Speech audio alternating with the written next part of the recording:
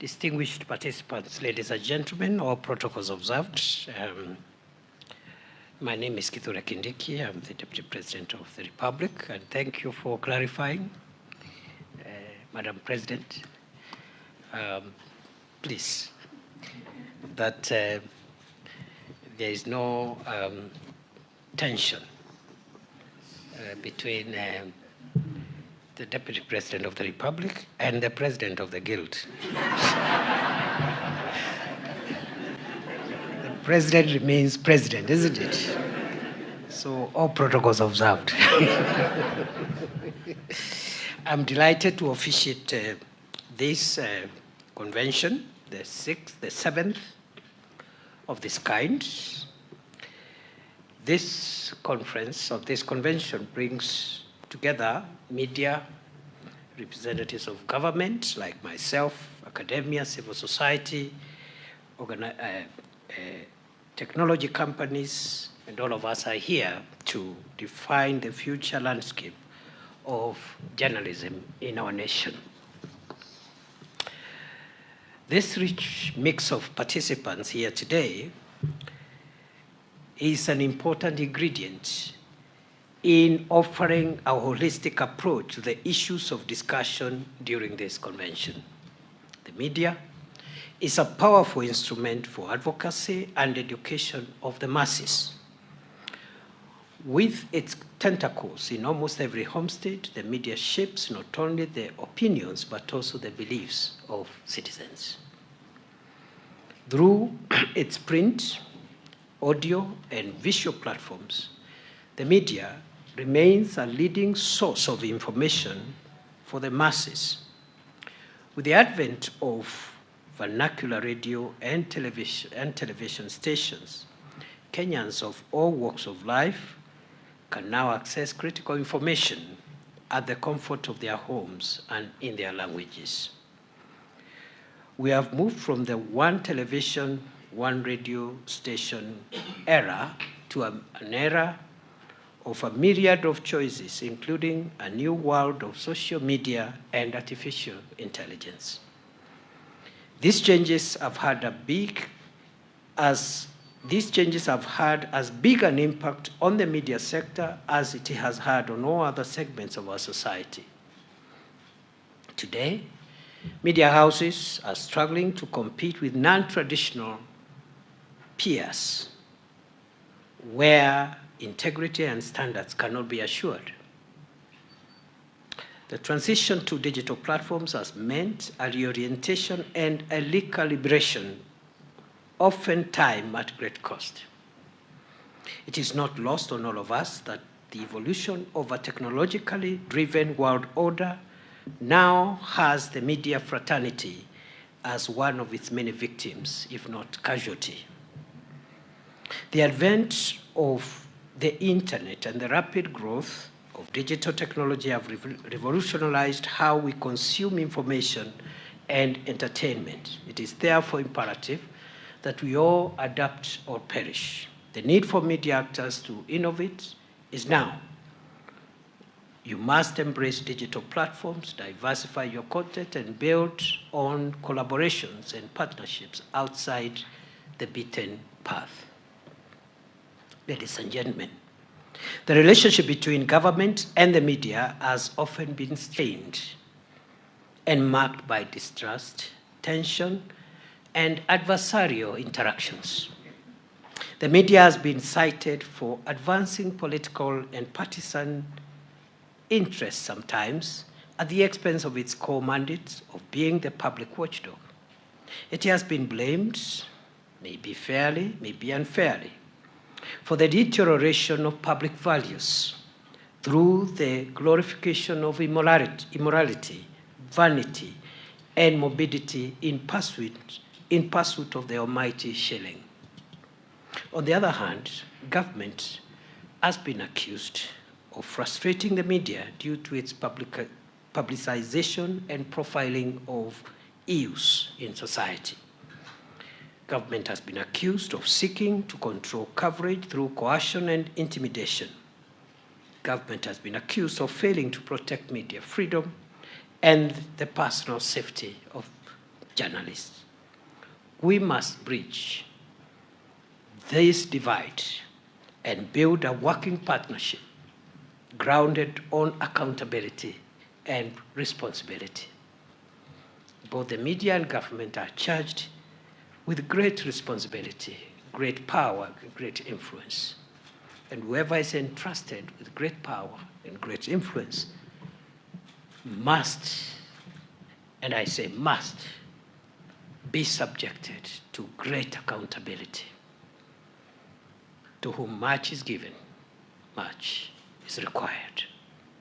It is not in doubt, perhaps from where I stand, that government appreciates the role of the media as a watchdog in society and will continue to support the sector to effectively perform its role of shaping public discourse.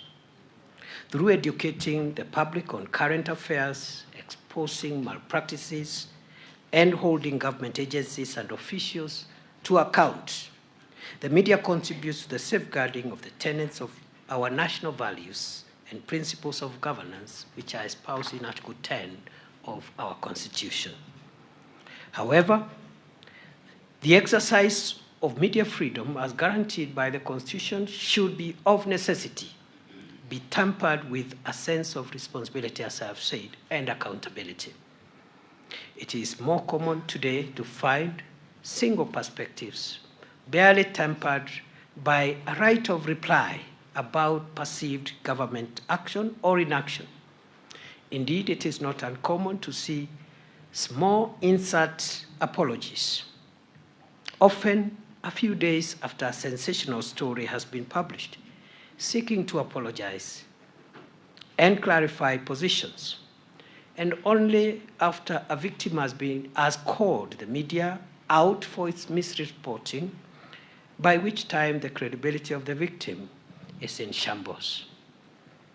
Journalists must uphold a high level of professionalism that is founded on professional standards.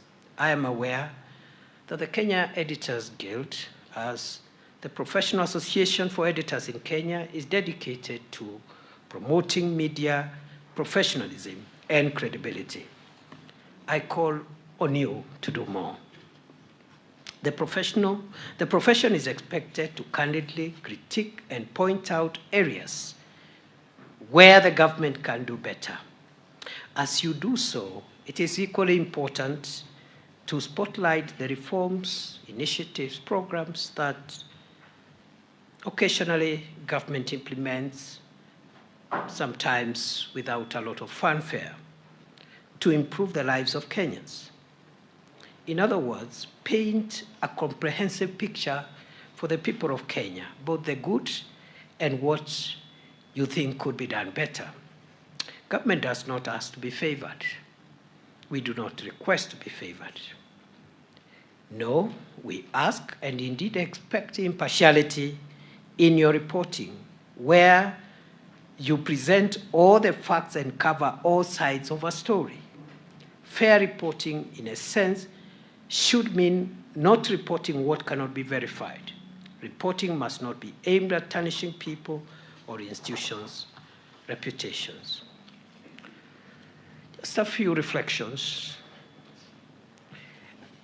We have been asking ourselves, for example, those of us who are privileged to serve in government at this time, could, for example, the new healthcare system, the Taifa Care, could it provide a silver lining, if not for any other reason, in its ability to perform data analytics for the first time, so that we can identify and plan for the most common diseases affecting Kenyans today?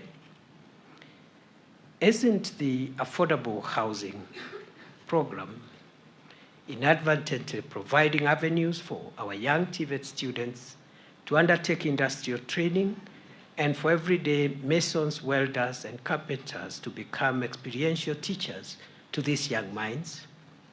What is really so different about the new university funding model from the old help application process that required a letter from the chief? and so on and so forth. And what we are saying here is that government, like any other human endeavor, is not perfect. But I'm sure there are things, there are programs, there are policies, there are initiatives that are for the interest of our country and that promote the public interest. And I think it is only fair, even as corrective reporting is done on the imperfections of some of the programs, it is only fair that those highlights of what is working also find their space in your reporting. I saw yesterday, I think, His Excellency the President launched the, it's not really launching, but just give the status of where we are on enhancing transparency in the e-citizen endeavor.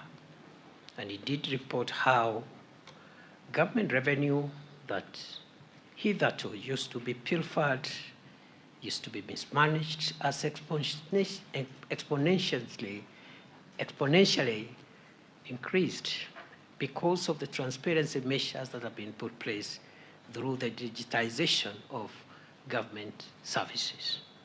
Tremendous leaps and tremendous savings have been done, money which ordinarily would be stolen, pilfered, and misappropriated by people who are using manual methods of collection. In the fight against corruption, which I think remains one of the most consequential fights that this country must sustain to be able to survive in the long run, for the country to survive in the long run. I would have thought that, for example, the measures taken by the government to increase transparency and track the money that the government collects from the people of Kenya is a bold step towards enhancing transparency and improving the fight against corruption. Because that way, the next thing now to be asked, or we should be asking, is how that money is being used for the benefit of the people of Kenya. Therefore, I call upon media to ensure factual reporting built on credibility and concrete conceptualization of issues. We should be devoid of biases and interests that often trigger sensational communication. It is time we upscale to fact-based, accountable, and honest reporting. I urge the fraternity to upscale its efforts in the prevention and fight against corruption, as you've said yourselves, not only within government, but also within private sector and all sectors, including your own sector. Because corruption is a national cancer. It permeates very many sectors, and that fight, I think we should all gang up together in solidarity and save our country from the cancer of corrupt practices. And therefore, we need to stand in different places to see the issues properly. And I therefore urge you to embrace a multifaceted lens in reporting so that you are the victim, the perpetrator, you are the arbitrator, and you are the spectator before you make a conclusion. So that you know, as media actors, you frame the public mind properly. I invite the Editors Guild to remain available and to receive support of any kind from government in the things that we do, the regulatory framework, in the things we do, in the policy framework. Because as I've said, like any human endeavor, government as a human enterprise and as a human endeavor is not perfect because it keeps on improving and learning all the time. So I want to encourage you to avail yourselves for consultations, collaboration, and constructive criticisms. And I like what the speakers who spoke here earlier on, the President, the CEO, and of the Media Council and the President of the Forum, There are so many presidents around. So, of the African Forum, Oga, we hope we can collaborate and see how we learn from each other, improve on what is available, and make sure that we build our country. I like what has been said about, one, we don't need to agree. It's not even in the interest of the country that all of us agree. We need alternative voices. We need a plurality of opinion and voices. What we must guard against is disagreeing in a manner that jeopardizes our broad national interest. We should not, for example, disagree violently and use violence on each other. Therefore, Madam President, I know you, it's fine, you don't have to stand. I know it is, I know that clip you showed here was deliberately prepared.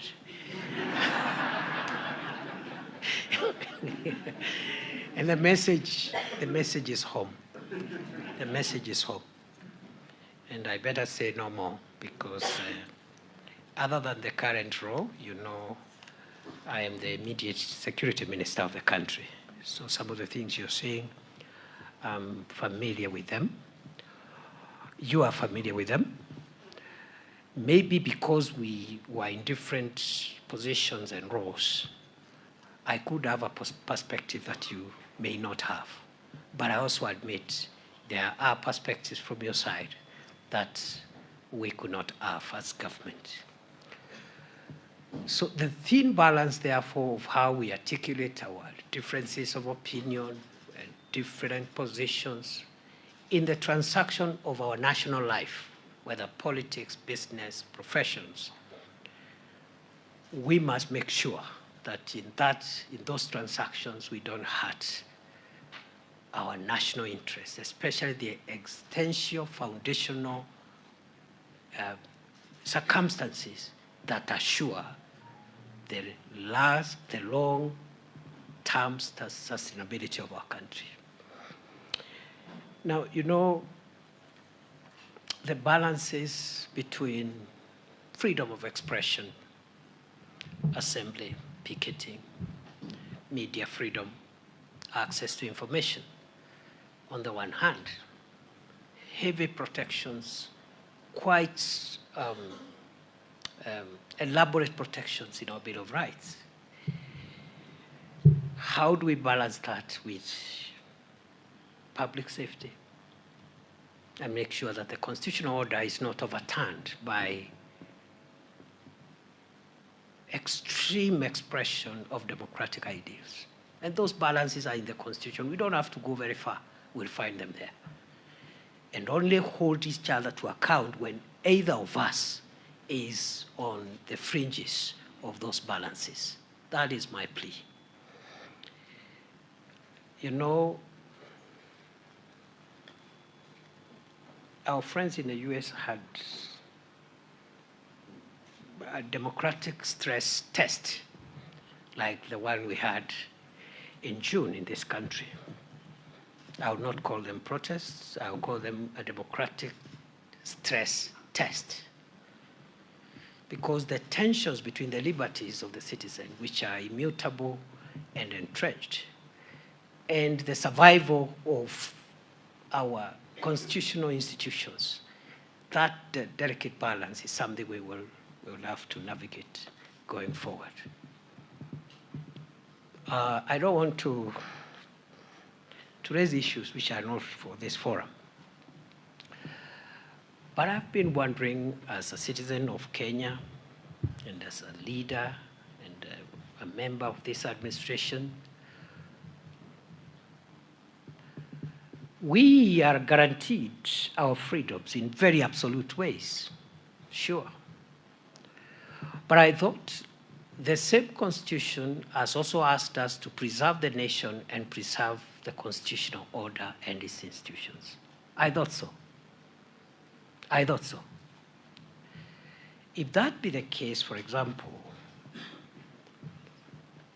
if, for example, through popular consensus, and I'm saying this is hypothetical, it did not happen, but if by popular consensus we generate adequate public consensus to do away with some of the institutions of governance completely, and we can go all the way into doing a referendum to validate it, because that is the absolute way of democratic expression. We decide, the people of Kenya are sovereign, it is true. They exercise their sovereignty either directly or indirectly, directly through the organs that are established in the Constitution, like Parliament, Legislature, Executive, but directly through elections and referenda. If we all decide, for example, through a popular consensus, that we build public consensus that we don't need some of the institutions that are established under the Constitution. It is popular, it is in the public interest, but I don't know whether it is in the national interest, for example, hypothetically, to abolish the judiciary. Because you can do that in a referendum. You can do that in the referendum. The people have decided we just need two arms of government, for example. We don't need an arm of government that deals with disputes between citizens and among each other, or between citizens and those who are responsible for running government institutions. So it's food for thought. And I know, I believe, and I really hope I'll be invited again, because these are things I would want us to spend a bit of time informally discussing. Informally.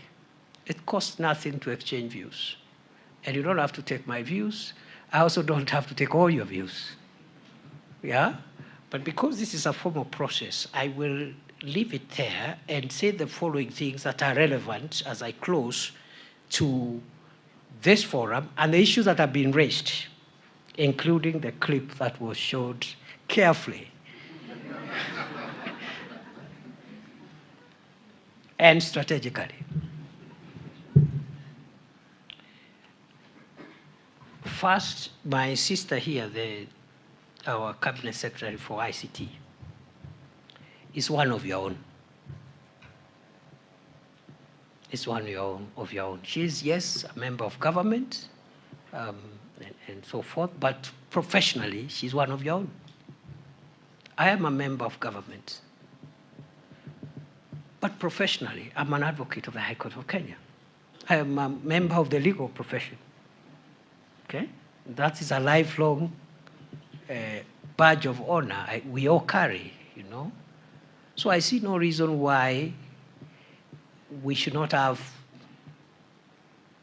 avenues for talking to each other. I see no reason. I just gave Margaret as an example. She's a professional from your own circles. In the office, all the offices, including the office of the president, the office of the deputy president, some of you people are there. I'm seeing one seated in front of me who works in my office. Francis is known to many of you here. So I don't see why, for example, even outside the formal avenues, why some things should bother us so much, because the minister, for example, being one of you, is somebody who can reach using your professional channels and maybe bring to her attention some of the things that she could have either forgotten or perhaps not appropriately balanced with other things as she runs that ministry. Therefore, we agree with you fully on the strengthening of KBC as a public broadcaster.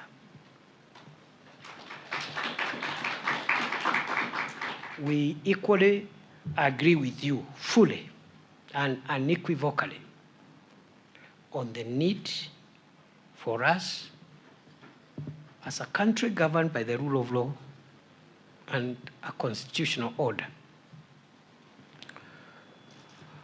We should respect court orders and what the courts have said about the relationship between the Media Council of Kenya, and the Communications Authority. There should be no doubt or debate because we are a country run by the rule of law. There could be interpretational issues and so forth, but that is a discussion we can have.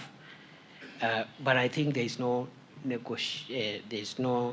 to negotiate around that space. On the safety of journalists, we agree. For the reasons which I have said in my formal remarks, we agree that the safety of journalists is critical. We believe in the freedom of the media. We endeavor to protect it. Our Constitution has guaranteed these freedoms. And you expect it in a society, occasionally there will be infractions. The problem is when we do not address those infractions as we are required. And therefore, I want to commit for the journalist who was hurt here in this city, that is quite unfortunate. And normally when an event like that happens, there are two ways of dealing with it. One is through the internal police, internal affairs police unit, but also more objectively through the IPOA, the Independent Police Oversight Authority. Now we've had a leadership transition in the last 3 months. We have a new IPOA coming on board, I think any time from now. They'll be sworn in. Parliament has approved the names. So, and the other one had, I think, given an exit report. So these things happened at a time when there was a leadership transition. So I will be following up on where we are, and I want to undertake, Madam President and the rest of the colleagues here, that we are going to follow up to ensure justice is done and establish who did this and bring that person to account. Because as I said, the balances are clear. The Constitution allows the use of firearms by persons allowed by law to protect 99% of law-abiding citizens against potentially 1% who want to hurt the rest.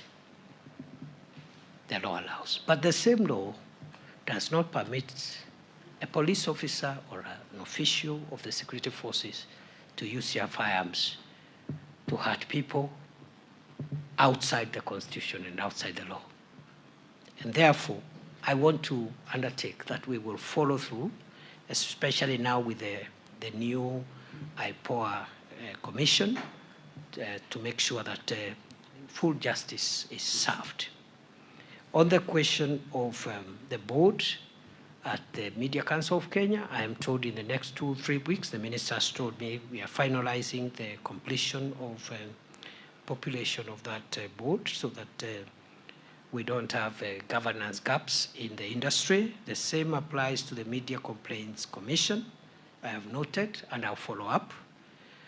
On the issue of advertising, I totally agree with you that advertising budget should not be constrained because of differences on the kind of publicity government is getting. And even when government is aggrieved by bad reporting, because there are also infractions from your side once in a while, just the same way there could be infractions from those of us who are in the government side. So we will be starting a conversation on how we discuss among government. I know some of it is ongoing, especially on the question of pending bills, which have really made some of the media houses to really have to struggle for services they have rendered. But as you're aware, pending bills are a general challenge in our economy. But on this one, I followed up before I came here, and I can commit that we are doing all we can to clear in its entirety the portfolio of the pending bills in the media industry, to make sure that government doesn't paralyze the operations of media outlets. There is also the issue of advertising and other things, and then restrictive advertising, and also the need for a media center and tax reliefs. We have captured that. So I would propose that both using the formal and informal channels, we can be able to, I've already given you already, in my office, Francis works for Government of Kenya and is with me all the time. So if we wait for the normal government procedures for matters that are urgent to be brought to my office, it may take time. But if you reach out to Francis, there's nothing wrong with that. We have this, inform the Deputy President, we have this issue. It's a faster way. The minister here is one of your own. You can reach out to her, even directly. And I think for me, that's the best way to handle some of these things. And it doesn't compromise anything. We still are who we are, and we respect each other's space. Then, as I end, you have raised two very important things, Madam President and the other speakers. I have spoken to one of them, and that is the need to fight corruption and the need for accountability by government to make sure that public resources are not stolen, they are not diverted, and they don't benefit private people, because that's unlawful and unconstitutional. That's one of them. You did hear the President on the State of the Nation address. He made it very clear that we must heavy lift, the country must heavy lift on the fight against corruption. We cannot sustain this country like this anymore. Something has to give way. The same way we've made difficult economic decisions in the economy, and that's why there has been a bit of unease, because some of these decisions have their side effects, especially at the initial stages. We must also heavy lift on the fight against corruption, using the hard ways, like the ones I said, jailing people and so forth. But also, I also mentioned about soft ways. How, for example, using technology, we have reduced the number of characters who are diverting public funds. And if we put that project into 100%, collect traffic fines and everything digitally, we would have saved a lot. And then, of course, we start now asking, how are we spending this money? And that's a conversation we must engage in. But the second and last grave matter that you've raised, and we concur entirely, is the issue of what climate change portends for Kenya. I am glad you took initiative to develop a manual and build capacity for journalists and editors to be able to transact with this very complex and quite frightening phenomena that is changing the DNA of the world. His Excellency the President has provided political and diplomatic leadership on climate change diplomacy globally, leading to the hosting of the African Climate Summit in Nairobi. And thank you very much for the support you gave. The highlight, the profiling of that summit was phenomenal, and we owe it to you, because you are the owners of the instruments of visibility. Climate change and corruption today are national security threats. I have just left the Interior Ministry. The traditional threats of terrorism, organized crime like banditry and so forth, and trafficking in persons will continue to be there in the foreseeable future. But additionally, in our national security priority list, corruption, because of the effect it has on economies and sustainability of the nation, and climate change are part of the national security matrix. And when I mean national security, I mean existential and survival aspects of our country. The DNA of the world, including Kenya, is changing because of very, very, very hostile and brutal effects of climate change. Severe droughts, severe floods, a displacement of populations and communities, resource conflicts, everything in between, even diseases. And therefore, good people, you are leading the way in integrating your profession to the science of climate change, and that is very commendable. And this country applauds you for what you've done. And really, if anybody had a doubt that the Kenyan media is a trailblazer and a thought leader for the region, and I dare say, we also compare very well even in the world. The kind of things Kenyan media does are not in so many democracies, as much as we have problems.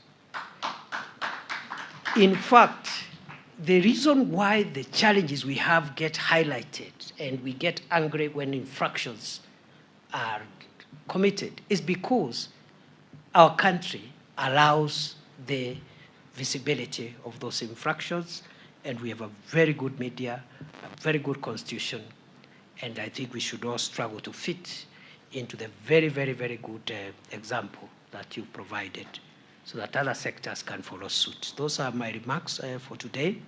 I wish you all the best. I hope you said you're giving me the book or something.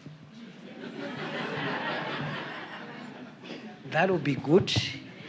And thank you for inviting me for the park thing, the park and dinner something, the game drive. I really wish. I'm actually tempted to take the offer. So I wanted to ask, don't clap too soon. I wanted to ask whether it is in order as a mitigating factor. Now that I'm not able to take the offer, whether a dinner tonight at the park can be on me. So, Madam Bray, as many of that opinion say aye, the ayes have it. So there are no contrary views. I really wish you all the best. It's a beautiful county. DG, tell the governor we are happy that they are hosting us. You're hosting us here. We wish you well. Our guests and friends of Kenya, the Chinese government representative, the British government representative, the partners who have supported our media to grow in leaps and bounds, asanteni sana. Na mimi tunaomba tu tujaribu tu kuelewana kama Wakenya, mahali matatizo yako tuyatatue. Ofisi ya Rais, ofisi zote za serikali ziko wazi, na you're free to contact us, even directly, on what you think we need to do. So we need to look, Margaret, we need to agree with this team. You need to agree with these colleagues on what they want. I heard them say there are things that they have challenges with in our proposals. Don't allow those proposals to go very far without having a sit down and canvassing some of these issues. We might as well find out that the issues are valid, and I suspect they are, and we should not be able to push through something that will hurt our colleagues in the media industry. So take it up. But I'm also taking up the other issues on the pending bills, on the board, and we'll work with you to make sure that when these friends invite us next year, they will not put us on the spot. Mungu awabariki, asanteni sana.